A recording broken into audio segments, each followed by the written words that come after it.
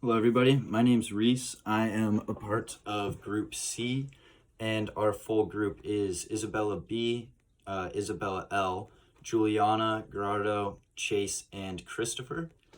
And the way we kind of went about this assignment was in a group chat. We all kind of took our turns putting the items from most to least important. And then we made one generalized list based off of what we agreed on. And then the other team members, excluding me, went through and made a slideshow and just jotted a few notes that we thought of down for why each item was important. And I'm the one to present that, and that was how we delegated this task. For our first option, it would be the 45 caliber pistol, because it's great for self-defense against any form of hostile wildlife we'd have to face. It can be used for hunting small animals, for food for us. And it was kind of unlikely we'd use it for this, but we also thought the bullets inside the gun could be taken apart and used to start a fire if we really have to. After this, our second option was clothing, because it was 25 below during the day and 40 below at night. We would get hypothermia, most likely die wearing what we were wearing when we crashed, so we chose the clothing for everybody to survive. Third option is small ball of steel wool, and even though it's slightly damp, it's still extremely flammable and will be super handy for starting fires, which are going to be absolutely necessary for our survival, to cook food, stay warm, and all that. And because we chose the small ball of steel wool, our next choice was the cigarette lighter.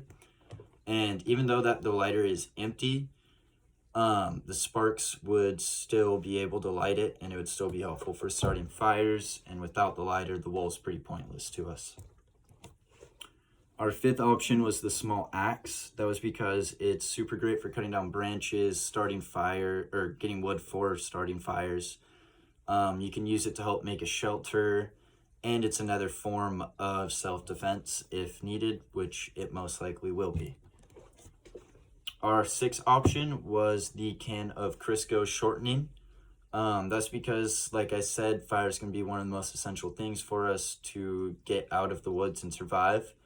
And the Crisco will burn for extremely long amounts of time, and it burns super hot. So we figured if we had that, we could use sticks or cloth and kind of make torches out of it for nighttime if we need that, because we don't really have any light or way to see.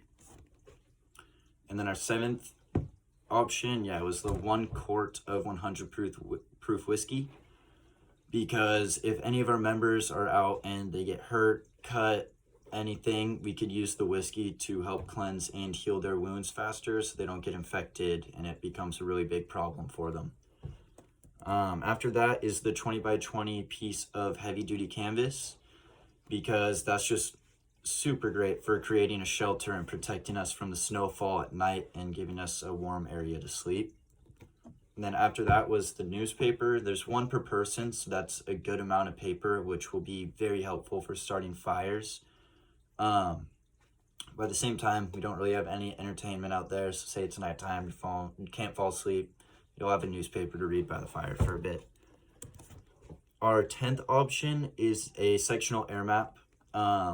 That's because we're obviously going to want to know where the nearest town is. We don't want to just think we're hundreds of miles away from the nearest town or city and we're just no luck stranded out there. So this will give us a sense of direction and some reassurance that we can make it out.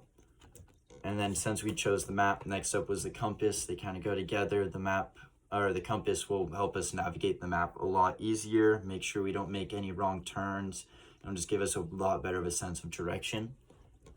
And then our last option was the family-sized chocolate bar. And our main plan with it was once we all get out and survive and make it to the nearest city, we'd all be able to eat a chocolate bar in celebration. But if we did have to use it while in the woods, it's super dense in calories, will give us small energy boosts, but something will help.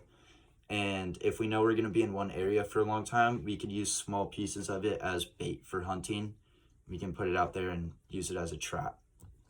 And those were all the items on the list. Our group kind of went for a more survival over navigation and get out route to it, because if we can't survive, we're not going to be able to keep moving to get out. So we chose the items that were most important for us to just survive a day-to-day basis out there over items that would just help us get along to the cities. And yeah, that was what we thought of this project.